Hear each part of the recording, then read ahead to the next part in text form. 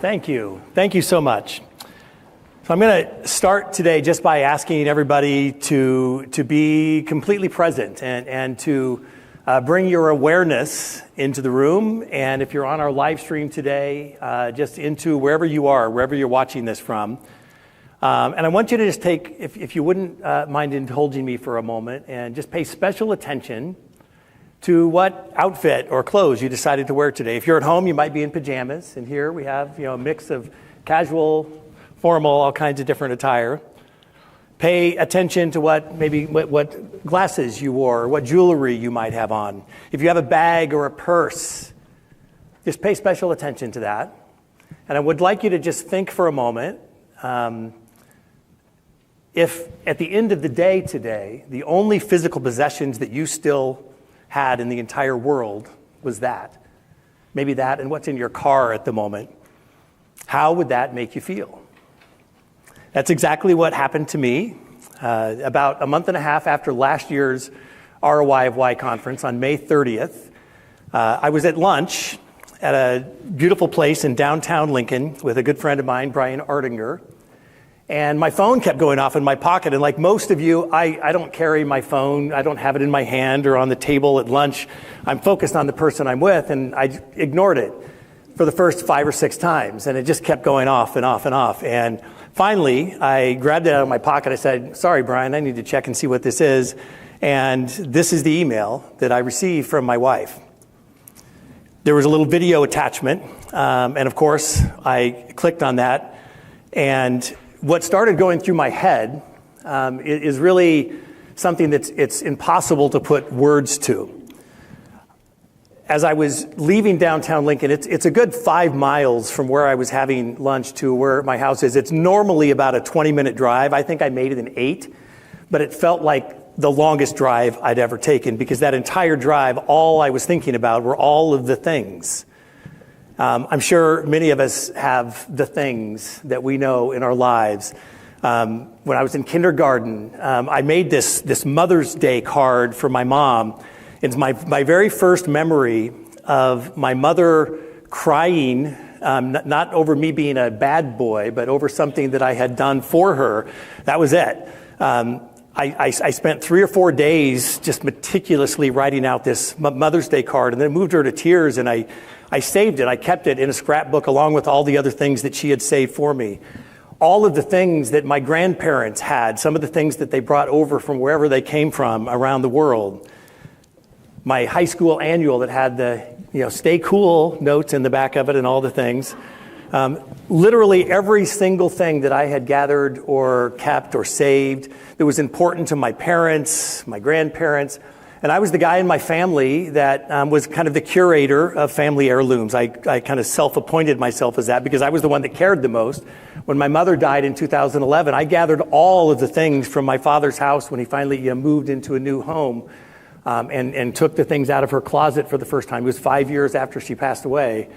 And I gathered it all with an expectation and a plan that I was going to give this to my nieces and nephews, their grandchildren when the time came. And it's all gone. Nothing survived.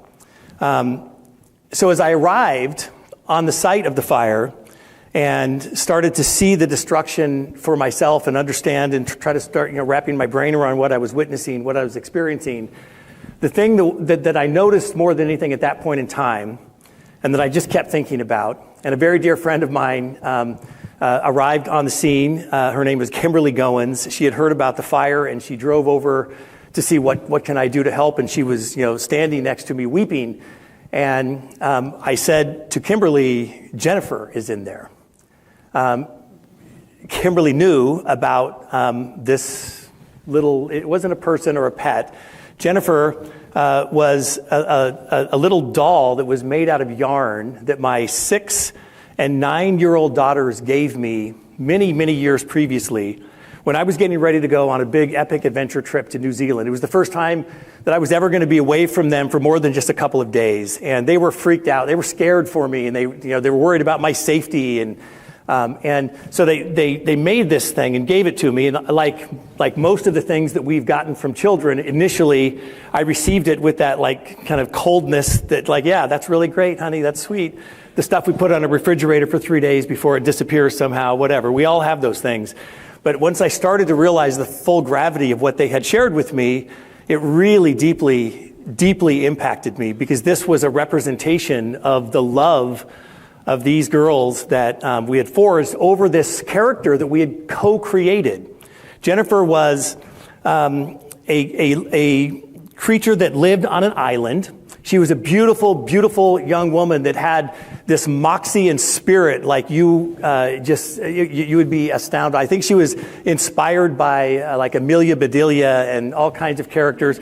I later realized it was also a little bit inspired by Gilligan's Island, because these visitors would find their way to the island and then they would somehow get off the island, and yet she was still there, stuck in perpetuity. But Jennifer had this amazing spirit about her. She was kind to every single person that came into her world.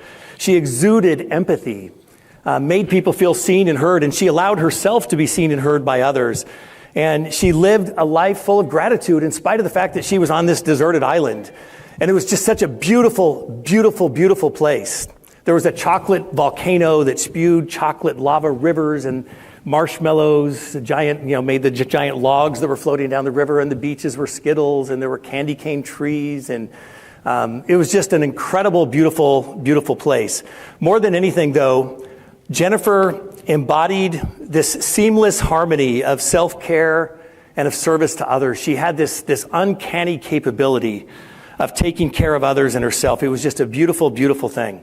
Now, Jennifer made her first public appearance at this conference in 2019. I shared the story of Jennifer because it was so deeply meaningful to me. And she, like all the other things that I lost in the fire that like served as portals to a time, a place, a person, a thing, something that connected me to the memories.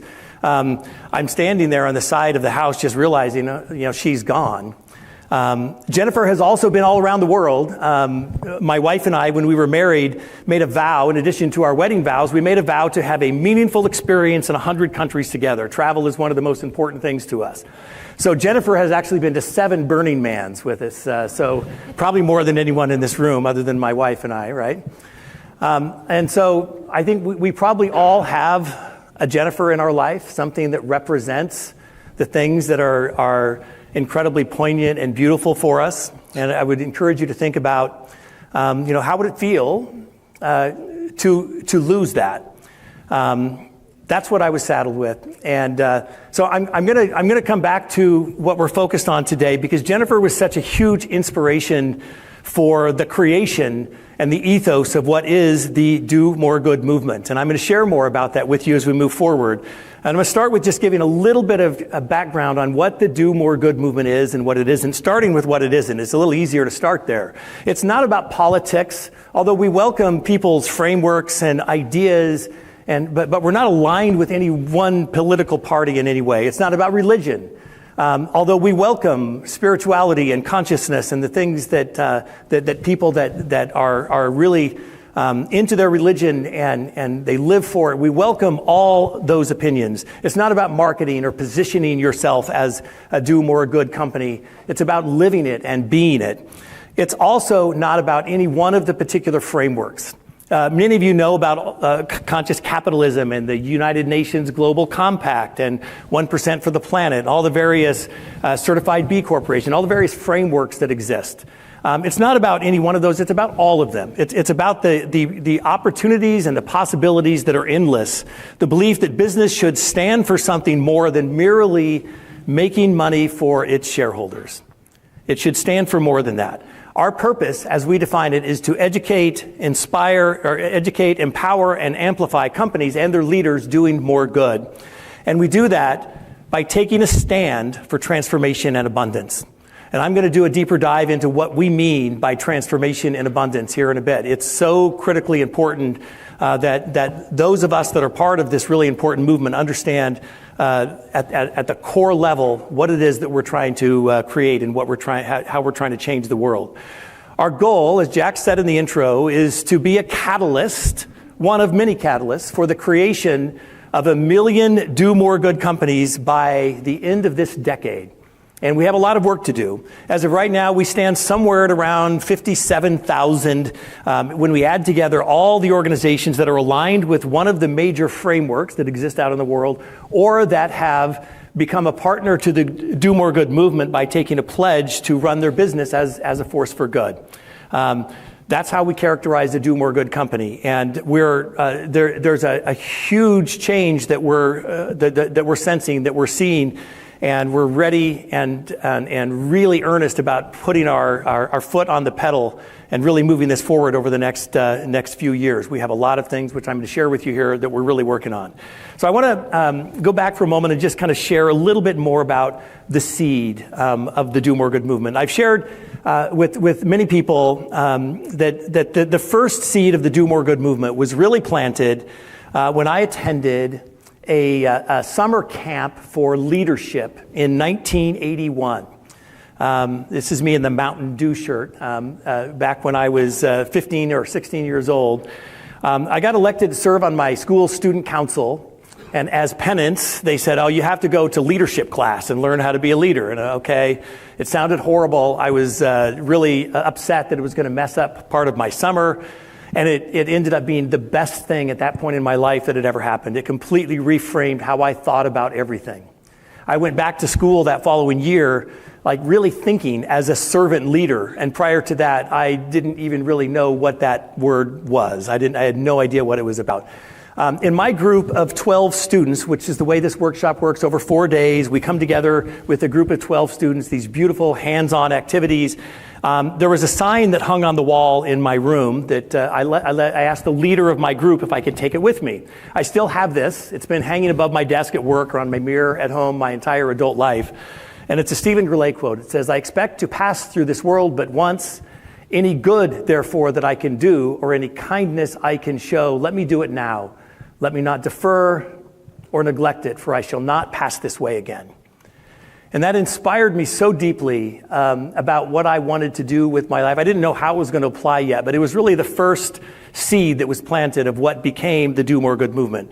Strangely enough, that organization, 27 years later, I'd become a volunteer staffer after I graduated high school. So 27 years later, I had my own group of 12 students that I was leading through these activities. That's me in the back row here. And in the front row, there was this precocious 9th grader named Graham Panzine Brooks. We had an amazing week together. Of course, I stayed in close contact with Graham after he graduated from high school, went on, did amazing things in college, professional life, lived in Washington, D.C. And then 10 years later, he calls me up on the phone and says, Jay, I think I'm going to move back to Nebraska. I want to help you launch this movement. And it was exactly what I needed. I'd been talking about it with him and with others for so long, the importance of putting this work together. But Graham is the one that like lit the fuse and said, let's do this, because I had really impressive and capable help. And Graham and I worked together. And we pulled together our founding board of advisors. Now, if I were to create a Mount Rushmore of advisors in the frameworks and all the things that we admired, I couldn't have done this any better than what we ended up doing. It's amazing the 4 people that agreed to come help us be stewards of this movement. First of all was Kate Williams. She's the CEO of 1% for the Planet, which was really the first framework organization that was created all the way back in 2001. To do really focus on environmental work around the world.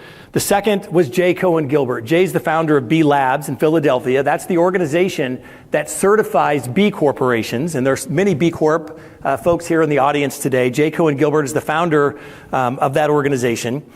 Rand Stagen, who is here today, and I'm so excited for y'all to be able to spend time with Rand. I'll come back to that in a little bit. You're going to be able to spend time with him over the lunch hour as well as the closing keynote at the end of our day today. But Rand is the co-founder of Conscious Capitalism and the former chairman of the organization, and is been an incredible mentor and friend to me over the years. And without Rand, most of the things that we're focused on today would not have been possible. And then Preeta Bansal.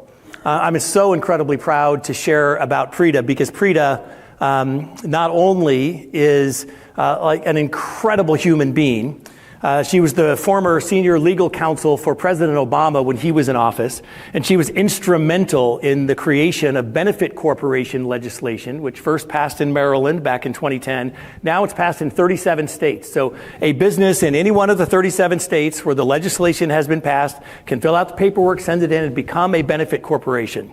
And Preeta was really heavily involved in that, and she's also from Nebraska, which is my favorite thing about Preeta. So we launched our first conference in 2019, right here at Innovation Campus. We didn't start our virtual event at that point in time yet, but we had our first event. We got some great momentum built out of it.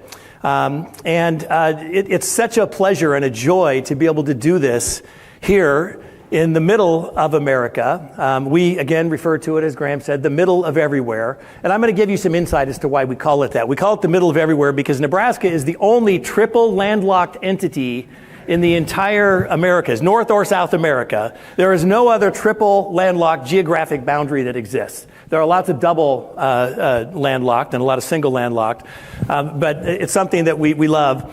And today, we have over 550 registrants. The majority of them are logging in from all around the world. We have registrations from 45 countries and literally all 50 states. There are people registered. Most of the online registrants, and welcome, by the way, it's so great to have you here with us. Most of the online registrants are part of either YPO or EO networks around the world that are really interested in the work that we're doing around this movement. I wanted to give a shout out also yesterday for those that were able to make it. We had a lot of people that let us know in our physical audience here that they weren't able to make it for various reasons because flights have been canceled. Many of our speakers, Rand had to rent a car in Kansas City and drive it last night. Our MC Jack got here like 11 o'clock last night and she was supposed to be here like 36 hours before that. All kinds of travel, but our speakers and our presenters are here. We had several people that weren't able to make it, but yesterday we had a day of workshops that were incredible and off the hook. And I just want to give a shout out and a big nod of gratitude to JD Messenger, Joshua Berry, Mercedes Martin, and Cohagen Wilkinson. Please help me just thanking them in gratitude.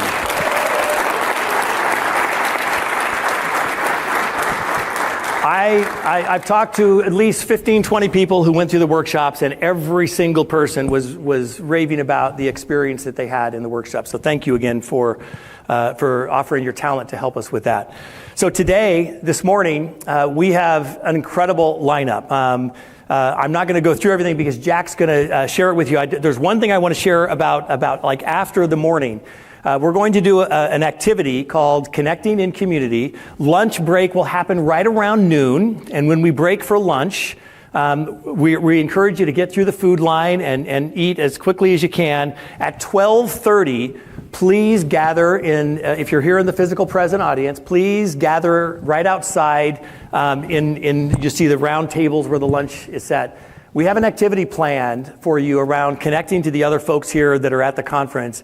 That is going to inspire you. I am 100% certain. Rand is going to lead us in a beautiful activity. So I just want to make sure you're making your plans accordingly if you're here with us over lunch to make sure you're there at 12:30 for that.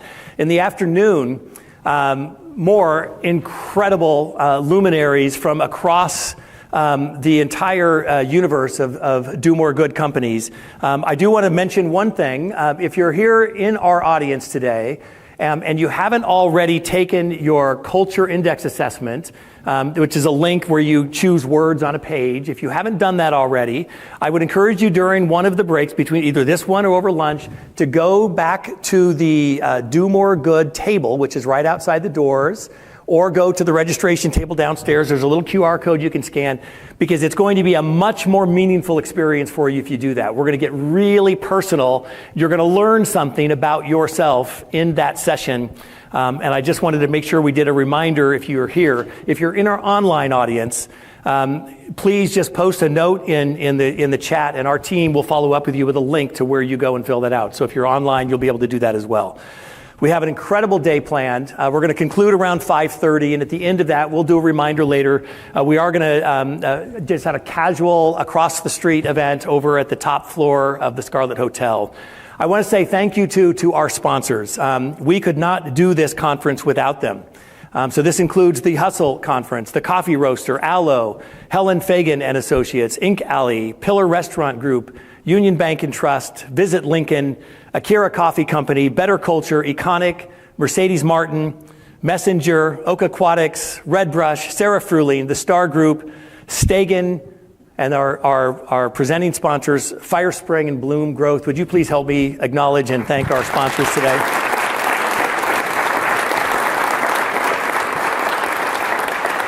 And the most important advocates for the work that we do are the partners to the Do More Good movement. Anyone can become a partner to the Do More Good movement, either an individual partner, which is $250, or an organizational partner, which is $500. It's a once a year thing. And what it does is it gets you full access to our community, which you're going to hear a lot more about later this morning. JD Messenger, our executive director, is going to come up and share some details of some really amazing things that we are preparing to launch over the next year.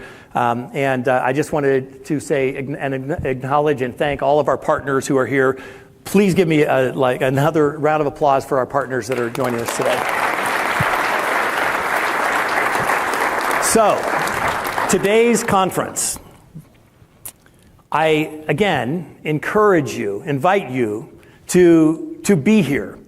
What's the use of taking time out of your day if you're going to, check out and maybe swipe left on your Tinder profile, whatever you're doing with your spare time? I know that's outdated now, but I just invite you to be here, to lean in, to learn, to discover some things about yourself and about the journey that we're on together in this shared community.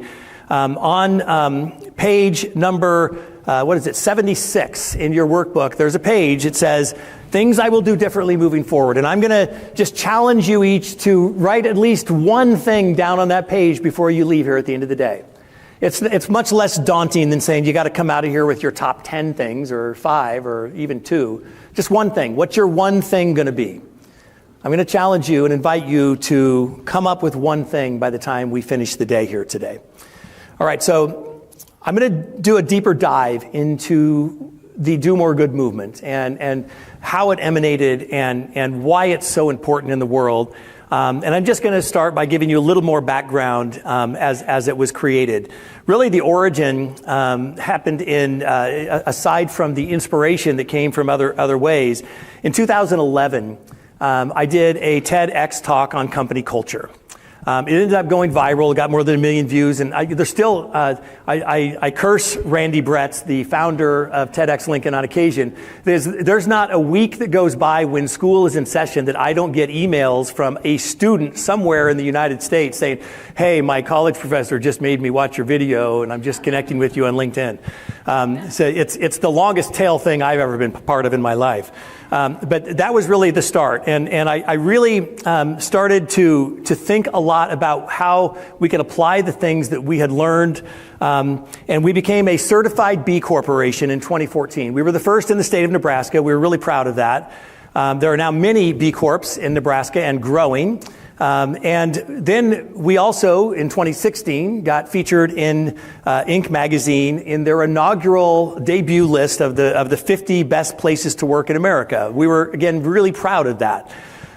We were featured also 7 times as one of the 50 fastest growing companies in America, which is really difficult to do, to make that list 7 times. It's quite an achievement just to make it once or even twice.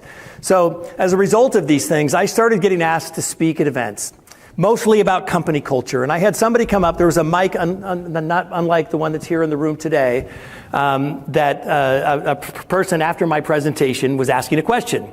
And she said, hey Jay, what's the future of company culture? And I don't know the answer to that. I had no idea. No one really does, but it was really an interesting question to me. Where is this all going? What's happening? And I started to really think about it, and that began the process of a research project that is ongoing to this day. We started conversations by reaching out and talking to leaders of companies that had been featured on someone's list as a best place to work. There are like 30 different lists that we have found, especially around North and South America, that honor or feature companies that are a best place to work in the US and in California, in Texas, whatever. They all have their lists. So we started having conversations with leaders and managers from these companies to really understand what is it? What have they done? How do they think differently than other companies that have made it possible for them to be featured on a list of the best places to work? And we learned a lot of things. Culture was indeed really, really important. When I think of a company culture, many of you, I'm sure, know the Maya Angelou quote, people will forget what you said. People will forget what you did, but people will never forget how you made them feel. And that is the best definition of a company culture that I've ever heard. It's how people feel as a result of being part of a place or of something. Culture doesn't live in the building, it lives in the people. And so it was really important. So this became one of the pillars that we discovered in all of these interviews we did. Stood out like completely. The second pillar, though, which we weren't anticipating, I thought I was going to be writing a book on company culture, which I abandoned as we got deeper into this project because it felt like that was only like 1/3 or part of the puzzle. The second part of it we learned about quickly is cause. And a cause means that you have a North Star. As a company, you have a North Star. You have, Jim Collins called it the BHAG, the big, hairy, audacious goal, the thing that you have put out in the future that you're working on, that you're working towards. And when people are part of something, they tend to feel differently about the work they do and about the company they work for. A company without purpose is like a ship without a compass. So cause became really, really clearly apparent that it was the second pillar. And then we had the third pillar that we discovered, which was community. Community is so incredibly important. The community of Do More Good practitioners being one of the many communities that I'm part of, and I'm sure we're all part of various communities. Being part of a community is what makes us inherently human. It is a beautiful, beautiful thing to feel like you belong somewhere. And when you belong to a community or multiple communities, and when you feel that connectedness, it inspires people to act and behave in ways that allows them to expand and do amazing things. So we learned that these three pillars were everything about the way that these companies operated. But more than anything, it became really apparent that we are in the midst of a monumental shift that's happening in business. This shift that I believe is the largest shift in business since the industrial age and the computer age that followed that. What is happening right now is this mindset that companies have to stand for something more than just making money for the owners of the company. And I'm going to give you a compelling case here as we move forward as to why it's so critically important that companies figure this out. It's not just about making better businesses, it's about making better humans. And we're going to make a case for that as we move forward here. So why is it so important for business leaders to understand that we need to change? The stats, the data, I'm going to just give you a tiny little glimpse, but I'm sure many of you have seen most of the things I'm going to share here. We know that 80% of consumers say that when they buy a product from a purpose-driven company, they feel like they're doing their part in making a positive impact in the world. We know that 66% of consumers are willing to switch from a brand that they know and use to an unknown brand if it's purpose-driven. We know that purpose-driven companies outperform the stock market by 42%, while companies that don't have a sense of purpose underperform the market by 40%. 79% of business leaders believe that purpose is central to their success. However, the vast majority, 68% of business leaders say that they don't really use purpose as a guidepost in the way they make decisions, which is a huge disconnect. We know that 75% of millennials, which now constitutes 75% of the entire global workforce, 75% of them say they would take a pay cut to work for a socially responsible company, and 83% say they would be more loyal to a company that helps them contribute to causes that are meaningful to them. Yet less than half of the employees know what their company stands for. Again, major disconnects happening all over the place. Profit and purpose are linked in a way that most of us don't realize. There's a great book called Firms of Endearment by Raj Sisodia, where he lays out, he had access to data. It's really hard to get access to private company data, so it's really difficult for people that do this kind of research to really understand the impact of purpose on a business's bottom line, on their outcome. But Raj had access to a huge data set from these good to great companies. These are private companies that self-report their financials. They aggregate them so they're not putting their information at risk in any way. But Raj put this study together, and here's what he found out. A company that focuses on purpose, when compared to a company that doesn't focus on purpose, they outperform, the company that focuses on purpose outperforms its counterpart by 14 times. And we're not talking revenue, we're talking profit. They are 14 times more profitable.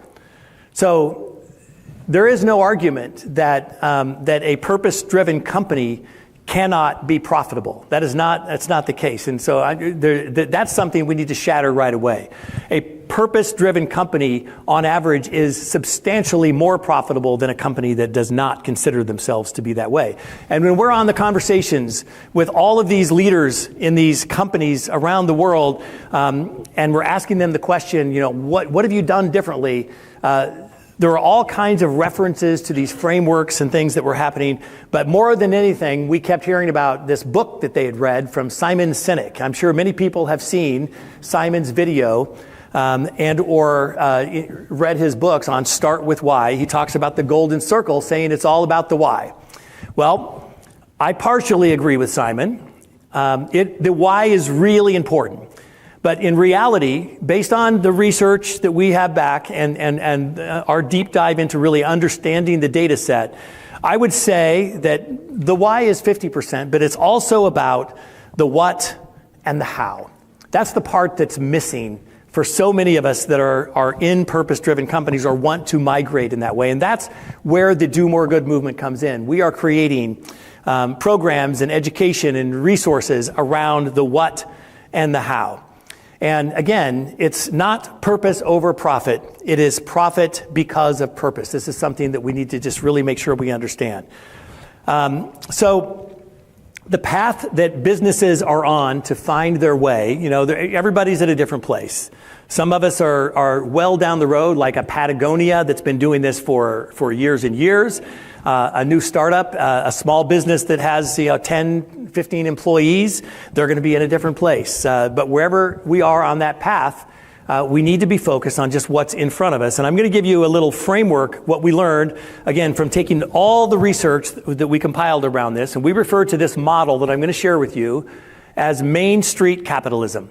This goes back all the way to when businesses were the center of their communities around the world. This happened after feudalism kind of thankfully ended its reign, and shops and merchant keepers and craftspeople started to offer their services, oftentimes in barter or trade. But the business owners and the craftspeople, the skilled laborers in any community, they are the ones that held their community together.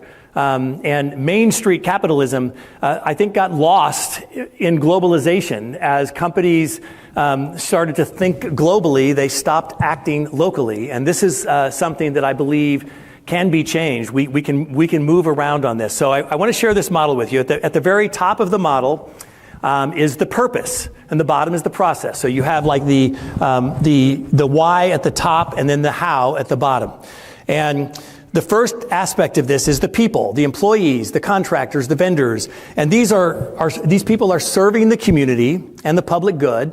And so the public, we're making substantial community impact. This is the mindset around abundance, the rising tide that's lifting all boats. And the public supports the company, and it elevates the profit of that organization. So then we have more wages and benefits, sustainability. We can fuel philanthropy, and when we do that, it empowers the people. Now, in the delta of profit and people, that's where culture lives. That's where that first pillar that I mentioned of culture, that's where it exists. The community pillar exists between the people and the public aspect. And of course, the cause lives between public and profit. And together, this creates the virtuous cycle of one feeding the other, feeding the next, and we create this magical outcome when we are doing this in the right way. I think of the top of this as very aspirational, and the bottom is like, these are the actions that we're taking to make this happen. This is the model of Main Street capitalism that we discovered is working in these companies that have been honored by someone as the best place to work. And so that's where our pillars come from: culture, cause, and community. Do More Good companies don't aspire to be the best company in the world. They aspire to be the best company for the world. That reframing and that understanding is everything for what it means to be a Do More Good company. So I'm going to do a deeper dive into our ethos here today, starting with taking a stand for transformation and abundance. Transformation.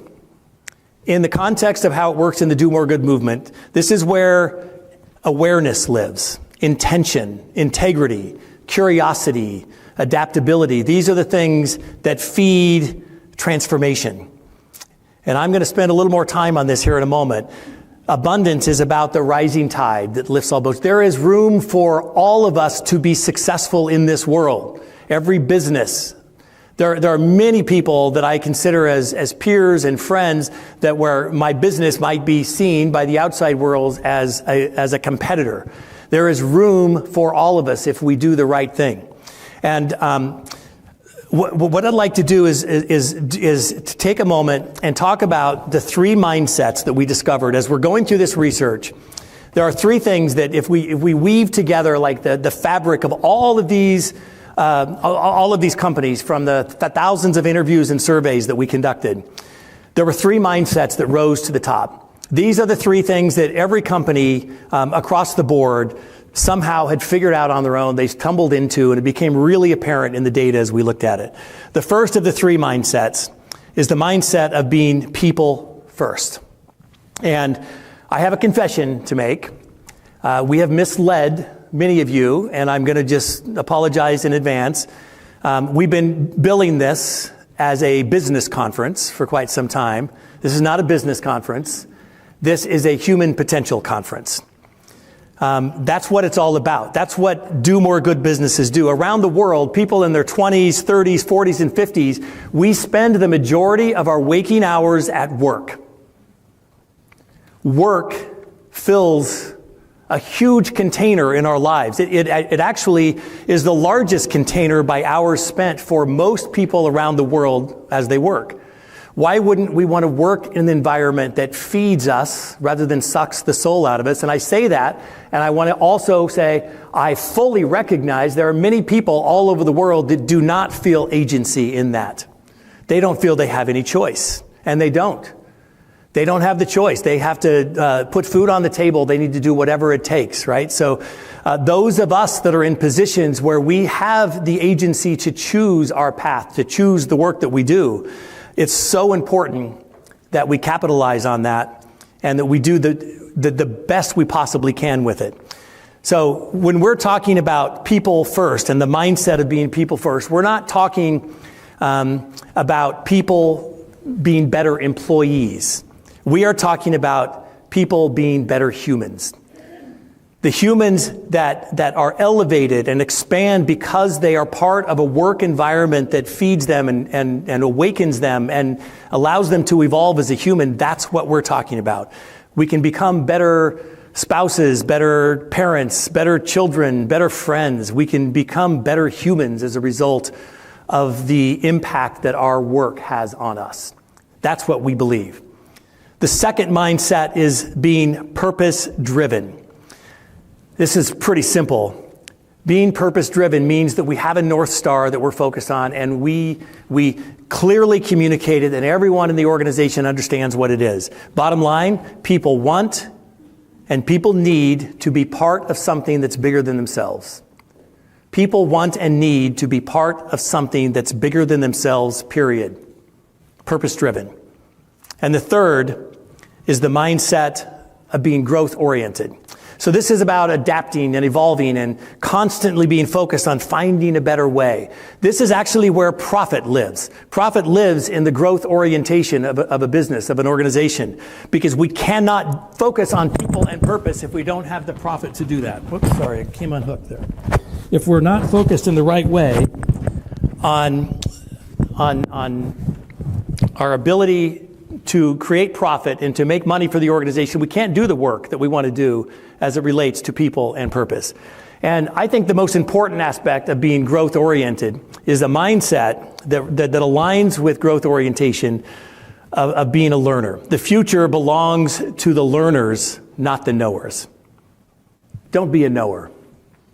Be a learner. So much power in that. And the most important thing that I'm going to talk about today is what I'm about to share with you now, the 5 formative attributes of a do more good leader. And when we started really dissecting the research and the data, understanding how the employees and the managers and the people inside these organizations operate, it became really apparent that there was a consistent set of skills, of attributes that these people had. I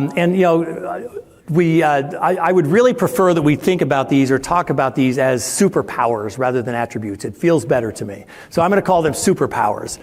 These are the 5 superpowers of Do More Good Leaders. And everything that I am going to share with you is a skill or an attribute that is something that can be learned and improved upon.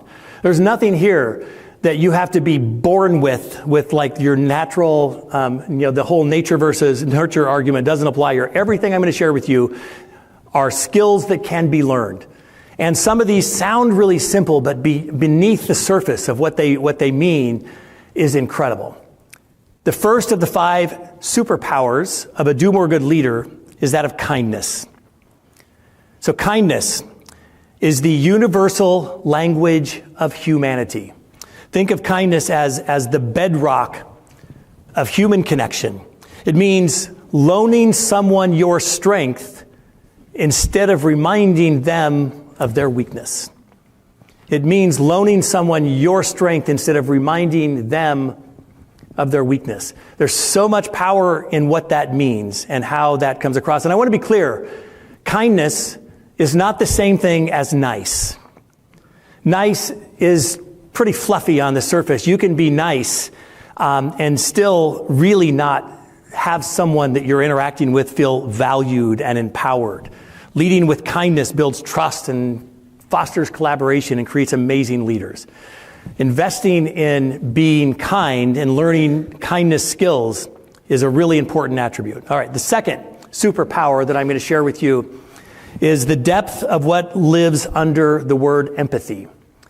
So empathy is the bridge between hearing and understanding. So when something lands on our ears, before we take that and conjugate it and create it, and before it lands on our heart and we know what to do with it, that's where empathy lives.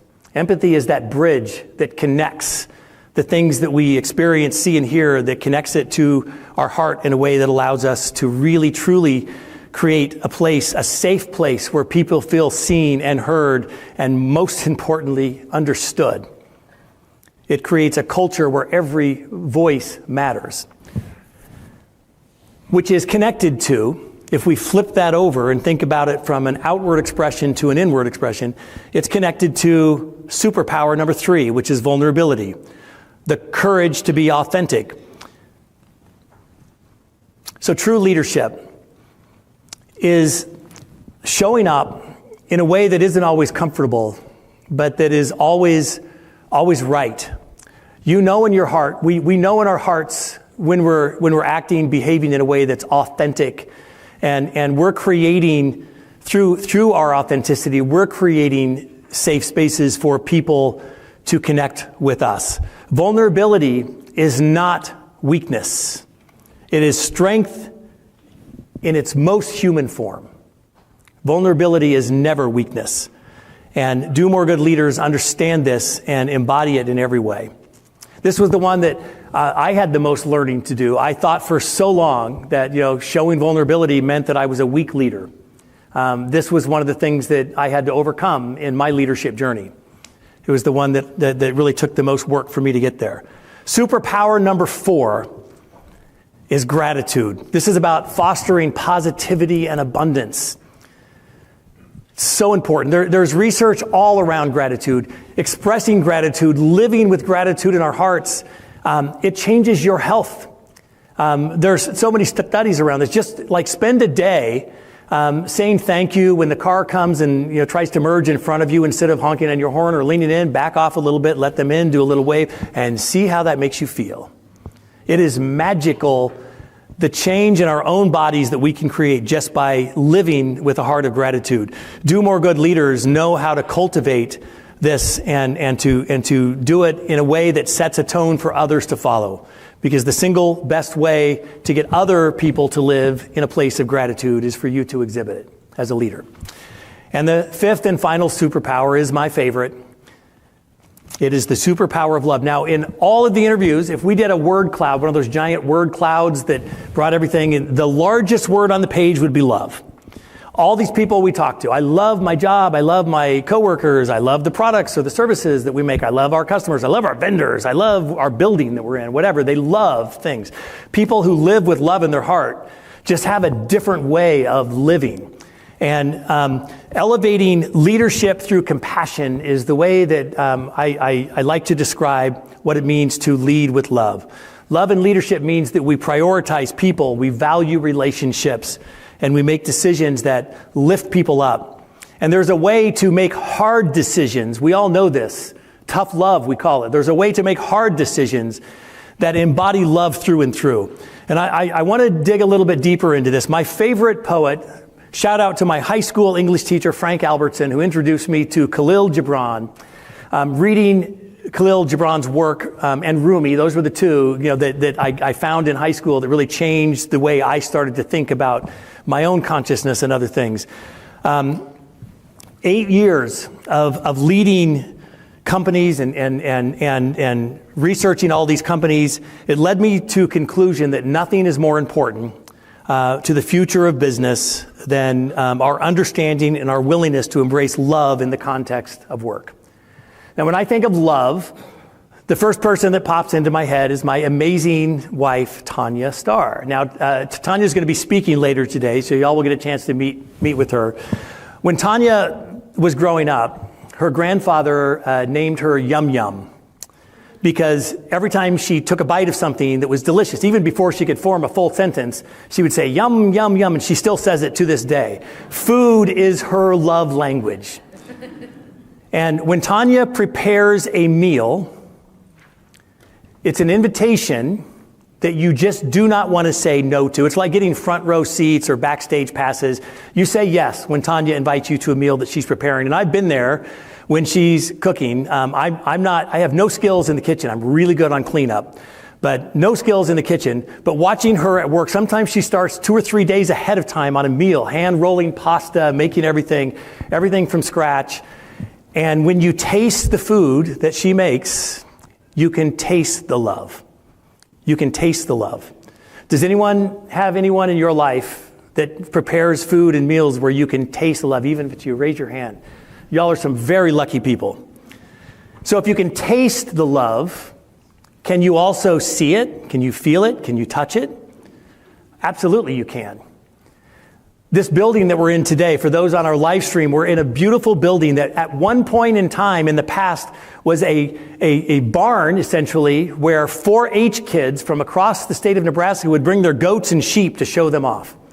And when you walk into this building and you see the incredible skylights and the structures, you know instantly that the architects, the interior designers, the builders of this project loved this project.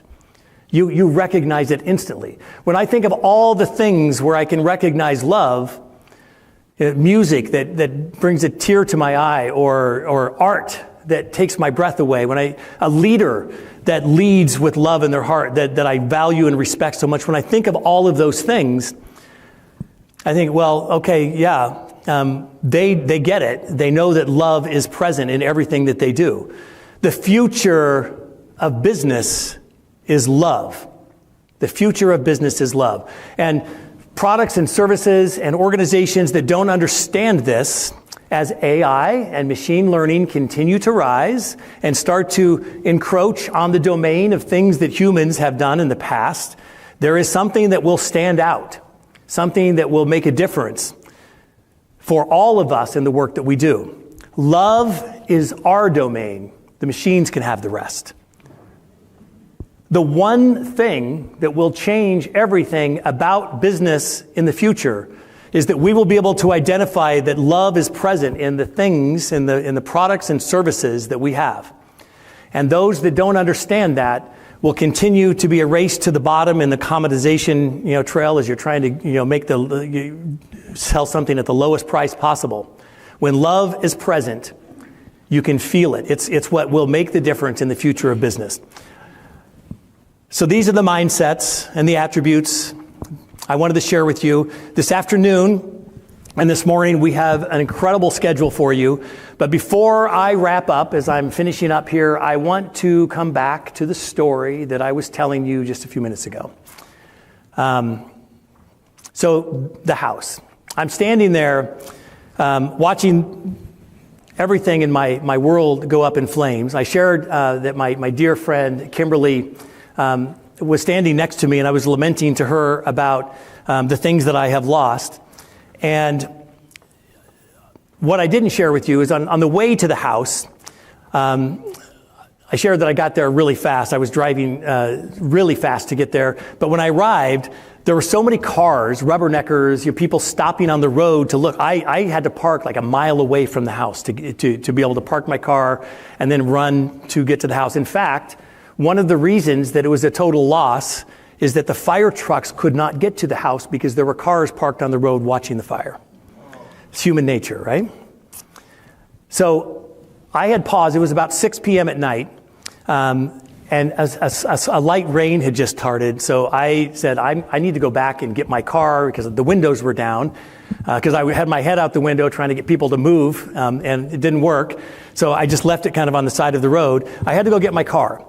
And while I was away from my car, the fire chief on site approached my wife, Tanya, and said, that wall on the backside of this, so the fire burned through the house. The ceiling burned completely, collapsed into the first floor. That floor collapsed into the basement. Everything completely cinder, burned through the house, and the wind was blowing in one direction, and the last wall of the house was still standing. So if you went around to that side of the house, you were able to see that there was like a little wall standing. And the firefighter said, we're getting ready to push this wall over because it's unsafe to let it stand. And before we do that, we noticed in this window well, if you look on this graphic, like under the window right there, there's a little tiny place where there was a window going into a basement bedroom. He said it appears from the window that room was not affected by the fire. It was water damage and smoke damage for sure, but he said, is there anything in there? And my wife says, oh my gosh, that's the room we've been sleeping in. The fire happened as a result of a contractor who was working on the house and unfortunately left a cinder behind when he was welding. And my wife said, my daddy's ashes are in there. That's the bedroom that we were sleeping in while we were remodeling upstairs. And so they geared up with their oxygen tanks and their fire pole. They broke through the window. They go in there, and I envision it kind of like Simba, like being reached out from, the past. Her daddy's ashes, handing them to Tanya in the window. And they said to her, is there anything else in here while we're here before we push this in and destroy everything? And she said, oh, Jennifer's in there. And they looked startled for a moment. I'm sure I wasn't there, but I'm sure you didn't tell us this? No. And she said, oh, it's not, it's a little doll. And they said, where is it? And she said, I don't know, just grab the entire drawer next to his nightstand and bring that out. And that's what they did. And the one thing that I have left from the fire is Jennifer.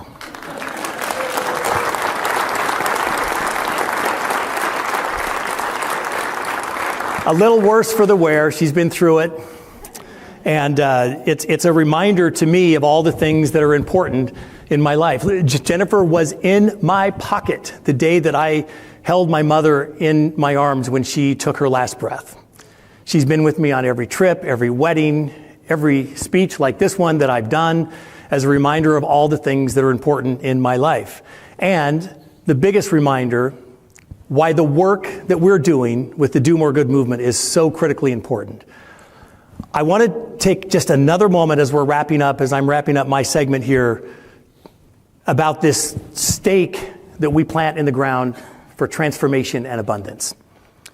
We've established that transformation and abundance are really important. What does that truly mean? So if love can be tasted, seen, or heard, what about fear? John Lennon is the one who said that fear and love are the two basic motivating forces. The two things. Everything is all about love or fear, is his opinion on this. And as Khalil Gibran so beautifully reminds us in his poem named Fear, transformation isn't about losing ourselves. It's about finding something greater. In his words, it is said that before entering the sea, a river trembles with fear.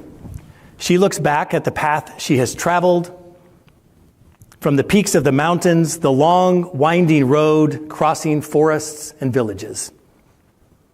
And in front of her, she sees an ocean so vast that to enter there seems nothing more than to disappear forever. But there is no other way. The river cannot go back. Nobody can go back. To go back is impossible in existence. The river needs to take the risk of entering the ocean, because only then will fear disappear. Because that's where the river will know it's not about disappearing into the ocean, but of becoming the ocean.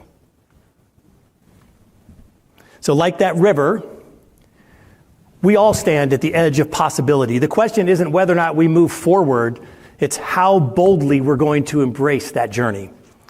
So look around this room, or if you're online, look around wherever you are. This exact gathering of people, of humans, will never be assembled in the same format again. It will never happen again.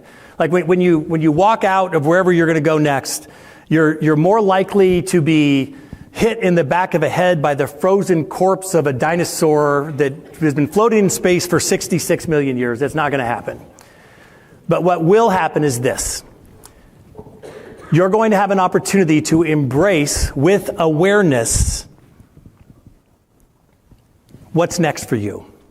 And with awareness, there is choice. And with choice comes responsibility. A responsibility to lead with kindness. Because the world needs more support, not more destruction. A responsibility to live with empathy. Because people don't just want to be heard, they need to be understood. A responsibility to allow yourself to be understood by embracing vulnerability, and a responsibility to embody gratitude, which is the elixir of abundance. And above all, a responsibility to live with a heart full of love. Because love is the most powerful force that the world will ever know. And a reminder that it's never too late or too early to be what you might have been. Thank you so much for your time. I'm looking forward to an amazing day today.